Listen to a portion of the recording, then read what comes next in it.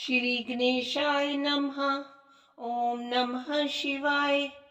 ओम साम शिवाय नमः। ओम पार्वती नमः। ओम उमा महेश्वराभ्यां नमः। ओम गौरै नमः। ओम गणेशाय नमः। ओम कार्तिकेय नमः। ओम नमः शंभवाय च मयो भवाय च नमः शंकराय च मयस्कराय च नमः शिवाय च शिवतराय च। ओम नमः शिवाय। सानंद मानंद वने वसंतम आनंद कंदम हत पाप वृंदम वाराणसीनाथम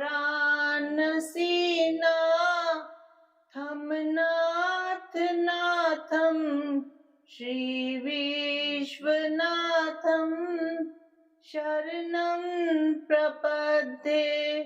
श्री विश्वनाथम शरणं प्रपद्ये। धराधरेन्द्र नंदिनी शशांक मौलि संगिनी सुरेश शक्तिवर्धिनी नितांत कांत कामिनी निशाचरेन्द्र मर्दिनी त्रिशूल शूल धारिणी मनोव्यथा विदारिणी शिवं तनोतु पार्वती। भुजंग तल्प शामिनी मोग्र कांत भागिनी प्रकाश पुंज दायिनी विचित्र चित्रकारिणी प्रचंड शत्रुदर्शिनी दया प्रवाह वर्षिणी सदा सौभाग्यदायिनी शिवं तनोतु पार्वती।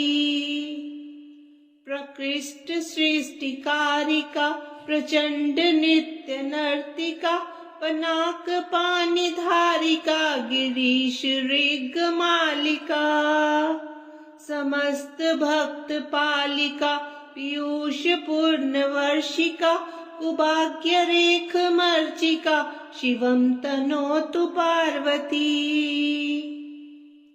तपश्चरी कुमारिका जगत्परा प्रहेलिका विशुद्ध भाव सातिका सुधा सरित प्रवाहिका प्रयत्न पक्ष पोषिका सदार्धि भाव तोषिका शनि ग्रहाति तर्जिका शिवं तनोतु पार्वती।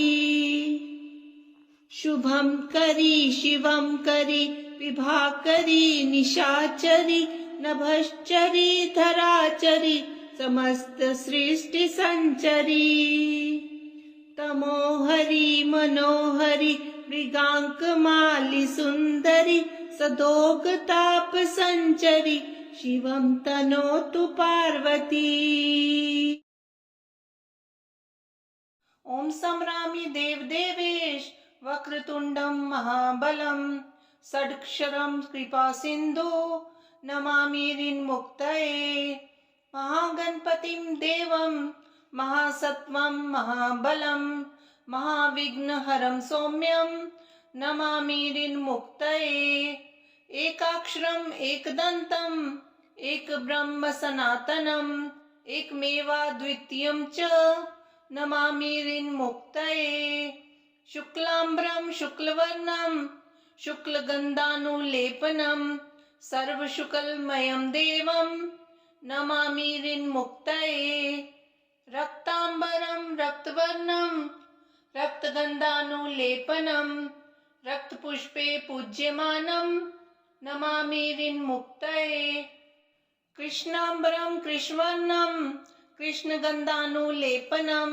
कृष्णपुष्पे पूज्यमानं नमामि ऋन्मुक्तये पीतांबरं पीतवर्णं पीतगन्धानुलेपनं पीतपुष्पे पूज्यमानं नमामि ऋन्मुक्तये नीलांबरं नीलवर्णं नीलगन्धानुलेपनं नीलपुष्पे पूज्यमानं नमामि ऋन्मुक्तये धूम्राम्बरं धूम्रवर्णं धूम्रगन्धानुलेपनं धूम्रपुष्पे पूज्यमानं नमामि ऋन्मुक्तये। सर्वाम्बरं सर्ववर्णं सर्वगन्धानुलेपनं सर्वपुष्पे पूज्यमानं नमामि ऋन्मुक्तये। भद्रजातं च रूपं च पाशाङ्कुशधरं शुभं सर्वविघ्नहरं देवं नमामि ऋन्मुक्तये। ये पठेत् ऋन्हरं स्तोत्रं प्रातःकाले सुधीनरः षण्मासाभ्यन्तरे चैव ऋन्छेदो भविष्यति। नागेन्द्रहाराय त्रिलोचनाय भस्माङ्गरागाय महेश्वराय नित्याय शुद्धाय दिगंबराय तस्मै नकाराय नमः शिवाय। मंदाकिनी सलिल चंदन चर्चिताय नंदीश्वर प्रमथ नाथ महेश्वराय। मंदार पुष्प बहुपुष्प सुपूजिताय तस्मै मकाराय नमः शिवाय। शिवाय गौरी वदनाब्ज वृंदा सूर्याय दक्षा त्वरनाशिकाय श्रीनीलकंठाय वृषभध्वजाय तस्मै शिकाराय नमः शिवाय।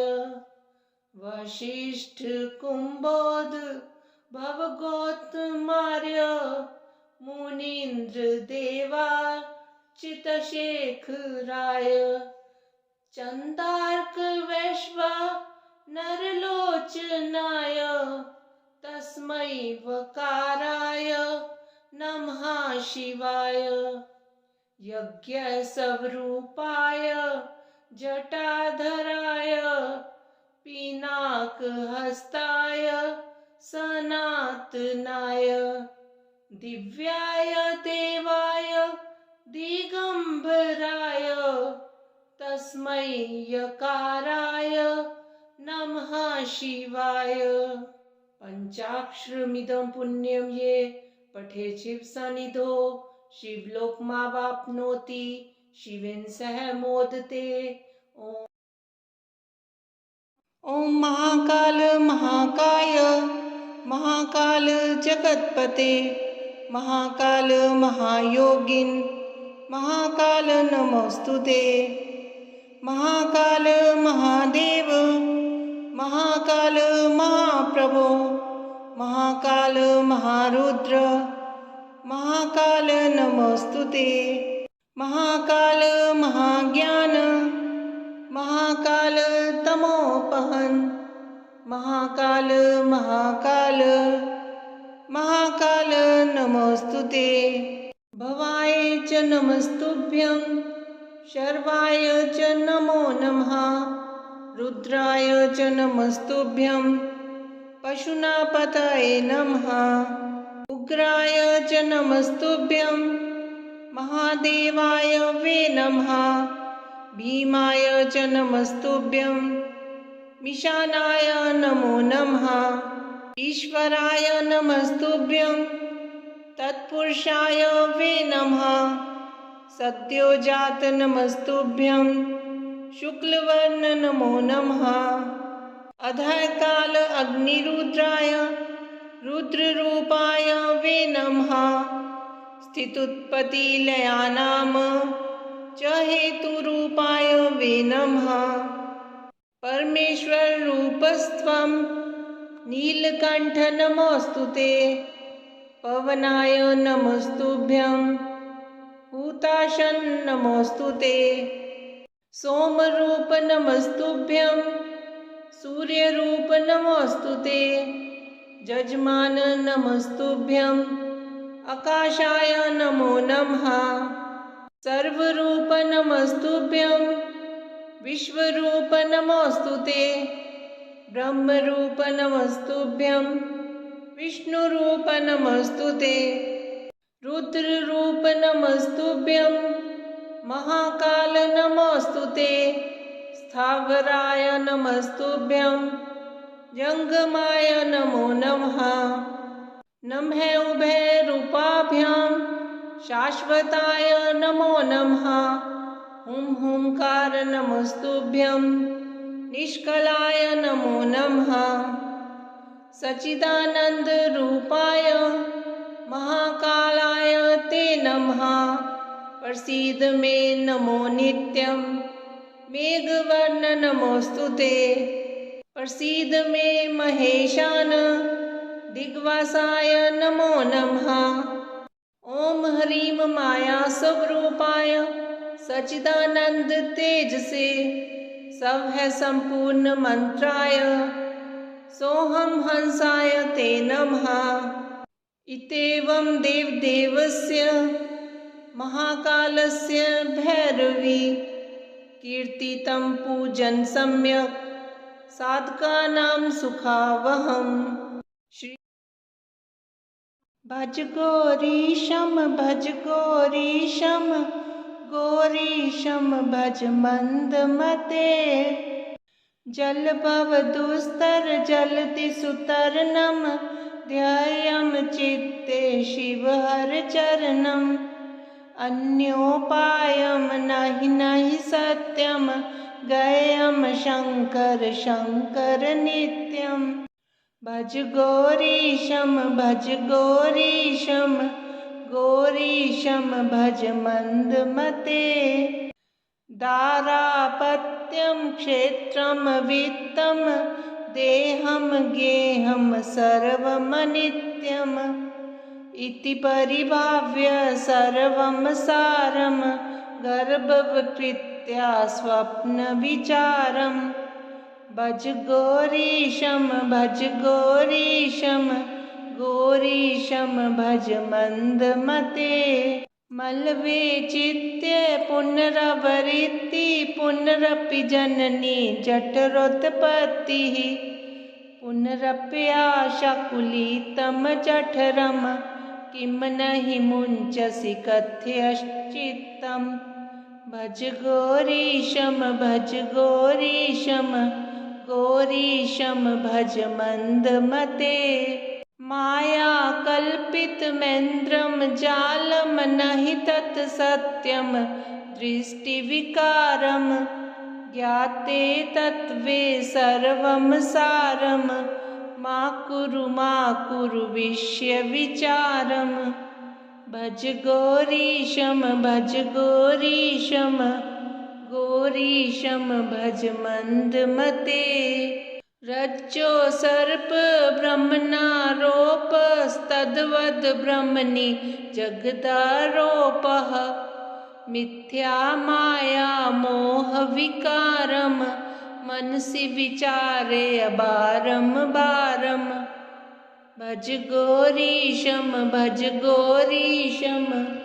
गौरीशं भज मंदमते अध्वर कोटि गंगा गमनं कुरुते योगं चन्द्रिय दमनं ज्ञान विहीने सर्वं तेन भवति मुक्तो जन्मशतेन भज गौरीशं